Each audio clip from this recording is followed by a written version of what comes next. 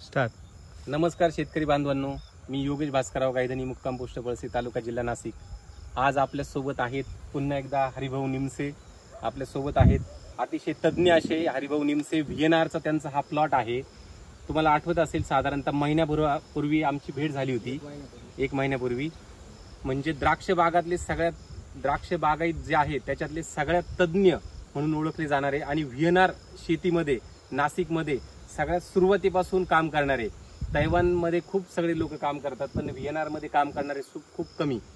त्यातल्या त्यात आज आपण हा व्हिडिओ याच्यासाठी बनवतोय. मागच्या वेळेस मी तुम्हाला सांगितलं होतं, जी शेती जी आहे यांची, म्हणजे माणसाचं जिद्द काय असते बघा. पूर्ण शेवटपर्यंत व्हिडिओ बघा. म्हणजे जी शेती आपण जसं म्हटलं की चुनखडीयुक्त जी शेती असते, त्या चुनखडीयुक्त शेतीमध्ये झाडांना आपटेकला खूप प्रॉब्लेम येत असतो. आणि मागच्या वेळेस आपण बघितलं होतं, झाडं बरेचसे पिवळे पडले होते, निमॅटोडचे प्रॉब्लेम होते. एवढ्या सगळ्या गोष्टी होत्या 1 महिन्याभरापूर्वी. म्हणजे बागेची परिस्थिती बघवत नव्हती आणि त्यांचे कष्ट तर जबरदस्त चालू होते. आणि 1 महिन्याच्या नंतर आज मी आणि गुटले सर आता स्वतः व्हिडिओ बनवत आहे. तर आम्ही जेव्हा व्हिजिटला आलो तर आज अतिशय आनंद आम्हाला असा झालेला आहे की सरांनी, भाऊंनी जे काही केले ना, म्हणजे मेहनत, हॅट्स ऑफ तुम्हाला. म्हणजे जे तुम्ही जर आता मी तुम्हाला पूर्ण बाग फिरवून पण दाखवणार आहोत, आम्ही फळं पण आता दाखवणार आहे बघा. हे फळं साधारणतः 1-1 किलो पर्यंतचे फळं आहेत, ते फळं दाखवणार आहोत. आणि झाडं जे आहेत निमॅटोडच्या याच्यातून बाहेर काढून अतिशय चांगल्या क्वालिटीची कॅनॉपी आणि फळं डायरेक्ट साधारणतः 1-1 किलो पर्यंतचे हे फळं आपल्या जवळपास झालेले आहेत. मिनिमम 700 ग्राम पासून पुढेचे फळांची साईज. फळांचा गोडवा एकदम भारी आहे. जागेवरती भाऊंनी 80 रुपये रेट त्याला दिलेला आहे, मिळालेला आहे त्यांना. भाऊंना तेवढा तो रेट मिळालेला आहे. हे कष्टाचं फळ आहे. आणि कष्ट जर करायचं ठरवलं तर काय काय करू शकतो आणि निमॅटोडवरती त्यांनी मात कशी केली, तर आपल्याला माहिती आहे डॉक्टर रूटमॅक्स, त्याचा आम्ही स्वतःही प्रयोग केला होता. डॉक्टर रूटमॅक्स, त्याच्यानंतर निमॅटो शिल्ड, हे सगळ्यात महत्वाचं काम करतं. निमॅटो शिल्ड 1 लिटर, त्याच्यानंतर डॉक्टर रूटमॅक्स आणि त्याच्यानंतर किटाझिन अर्धा लिटर. हे जर आपण झाडांना दिलं तर अतिशय चांगल्या प्रकारे, म्हणजे निमॅटो शिल्ड हे निमॅटोडवरती काम करतं, डॉक्टर रूटमॅक्स हे मुळ्या वाढवण्याचं काम करतं, आणि किटाझिन जी जखम झालेली असते ती जखमाला एक अँटीबायोटिक म्हणून ते व्यवस्थित काम करत असतं. असं सगळं कॉम्बिनेशन त्यांनी वापरलेलं आहे. आता आपण जास्त काही न करता हरिभाऊंशीच डायरेक्ट बोलूया. झाडाची परिस्थिती मी तुम्हाला दाखवतो आणि त्याच्यानंतर झाडावरची फळही तुम्हाला दाखवतो. आणि हरिभाऊंनी जी मेहनत घेतली, सगळ्या शेतकऱ्यांनी नक्कीच त्यांच्यापासून सगळ्यांनी हा एक आपण काय म्हणूया, एक प्रोत्साहन सगळ्यांनी घ्यायला पाहिजे. एवढ्या अशा बिकट परिस्थितीतून, बिकट परिस्थिती म्हणजे कशी, जमिनीची बिकट परिस्थितीतून कष्ट करून ह्या स्टेजपर्यंत आणणं म्हणजे खरंच सगळ्या शेतकरी बांधवांसाठी एक उदाहरण आहे. तर हरिभाऊ, आता एकदा तुमच्याशी आपण बोलूया. तर तुम्ही पण या. तर हरिभाऊ सांगा आता तुमचं कसं काय अनुभव ह्या स्टेज पर्यंत सगळं बागेला आणणं एकाच महिन्यामध्ये, बरं का.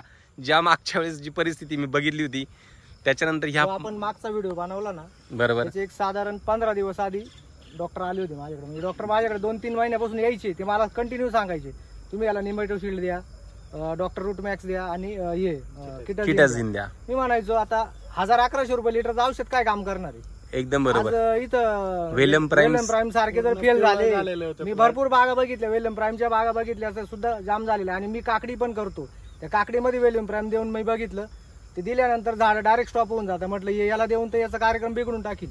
त्यांनी मला बळजबरी सांगितलं तुम्ही द्या. मग मी याला वेलम प्राईम आपलं यांचं डॉक्टर रूटमॅक्स 1 लिटर, बरोबर, त्याच्यानंतर मी निमॅटो शिल्ड 1 लिटर आणि 500 मिली किटाझिन दिलं. बरोबर. ते दिल्यानंतर तुम्ही 15 दिवसांनी आले, ते नॉर्मल तुम्हाला बदल दिसला. बरोबर. पण आता त्याच्यानंतर हा 1 महिना झाला, म्हणजे देऊन आम्हाला 1.5 महिना झालाय साधारण. बरोबर. तर मी आता परत 4-5 दिवसात डबल देतोय त्याला. बरोबर. झाडांमध्ये जर तुम्ही बघितलं तर पूर्ण चेंज होऊन गेले, म्हणजे पूर्ण बागा एकदम पिवळ्या पाडल्या होत्या. आणि ते जर दिलं नसतं तर आज माझा माल पण शेवटपर्यंत गेला. बघा आता हे झाडावरचे फळं पण एकदा आता डायरेक्ट दाखवतंय आपल्याला. हे बघा, हे म्हणजे कष्टाचं फळ बघा. वा, जागेवरनं स्वतः तोडून घेऊन जात आहेत व्यापारी. अजून हा माल जवळपास आता ऍव्हरेज 500-550 900 ग्रॅम 1 किलो पर्यंत. आणि माझ्या व्यापाऱ्यांना मोठ्या साईजची काही अडचण नाही, ते 1 किलोचा पण माल घेऊन जाऊ. त्याच्यामुळे ते बऱ्याच जणांचं म्हणणं साईज मोठी होती आणि त्याला घेत नाही.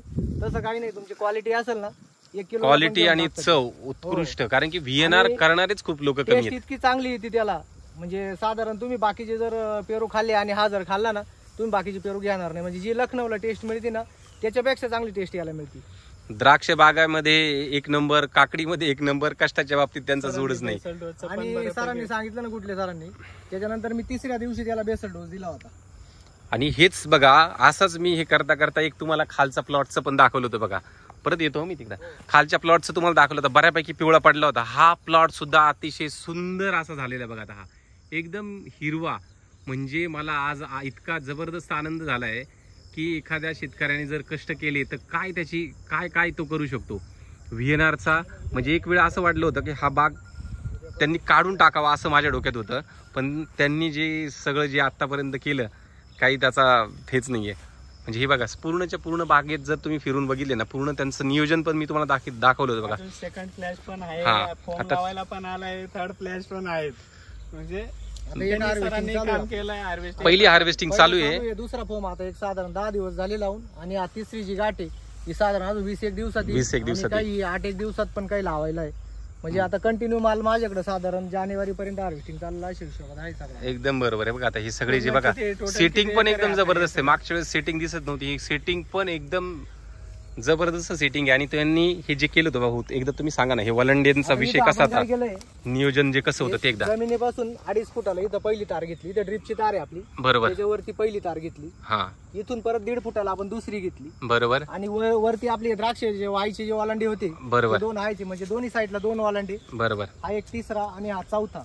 बरोबर. आणि प्रत्येक साधारण एक वलांड्यांवरती वालांडा आपला 2.5 फुटाचा आहे, म्हणजे 5 फूट, म्हणजे 5 चौक 20 स्क्वेअर फूट आपलं म्हणजे साधारण झाड झालेलं आहे आता. बरोबर बरोबर. मी त्या बाजून येते बघा.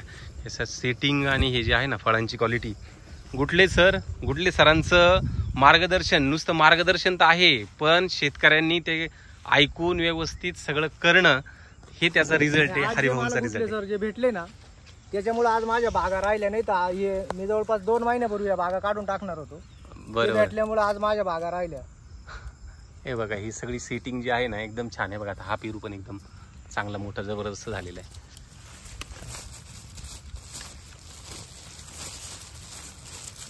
अरे भाऊ, तुम्ही खरंच सगळ्या शेतकऱ्यांसाठी एक प्रेरणास्थान म्हणून तुम्ही म्हटलं तरी चालेल.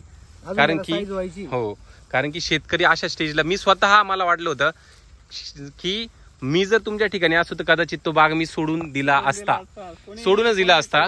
पण तुम्ही पूर्ण तो बागेला नुसतं जीवदानच दिलं नाहीये, तर त्याचा रिझल्ट दिसतोय बघा एकदम. हे बघा, हे आता लगेच आता फोमिंगचंही काम चालू आहे त्यांचं. इथं एका फांटीला जवळपास 4 पेरू सेटिंग आहे. 4 पेरूची सेटिंग, म्हणजे प्रत्येक याला आता सेटिंग, आता तुम्ही कमीत कमी बघितलं तर 30-40